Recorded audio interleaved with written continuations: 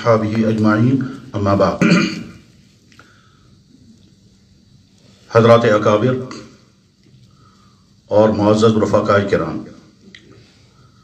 آج کی یہ بہت منفرد قسم کی مجلس جس منفرد تقریب کے لیے منعقد کی گئی تھی،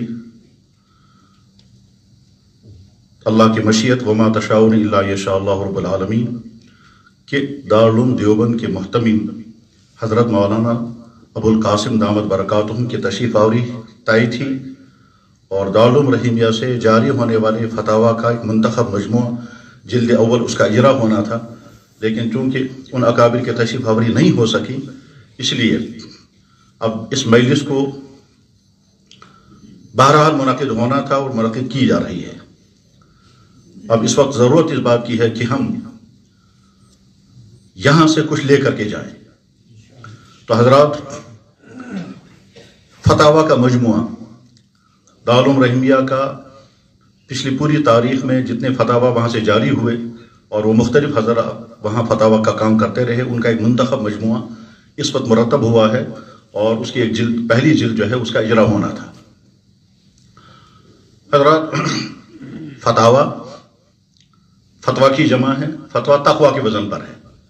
فتویٰ کے معنی آتے ہیں بند چیز کو کھولنا، غیر مبہم چیز کو واضح کرنا، نامعلوم چیز کو بتانا، اور فتویٰ کے ایک معنی یہ بھی آتے ہیں جوامردی، قوت، اظہار شجاعت، یہ معنی بھی آتے ہیں، اسی سے ہے فتن۔ فتوے کا معنی ہوتے ہیں دین جاننے والا کسی مسئلے کے نہ جاننے والے کو دین کا حکم بتائے۔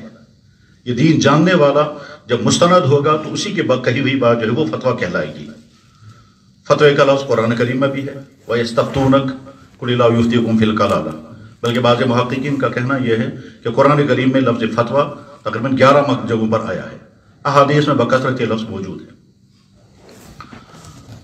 اس وقت فتاویٰ رحیمیہ دارالعلوم رحیمیہ کشمیر کا اجرا ہونے والا ہے۔ اس حوالے سے ضرورت محسوس ہوئی کہ کشمیر کی تاریخ میں دیکھا جائے کہ کشمیر کی تاریخ میں فتویٰ کب کب اور کس کس طرح سے شائع ہوا ہے۔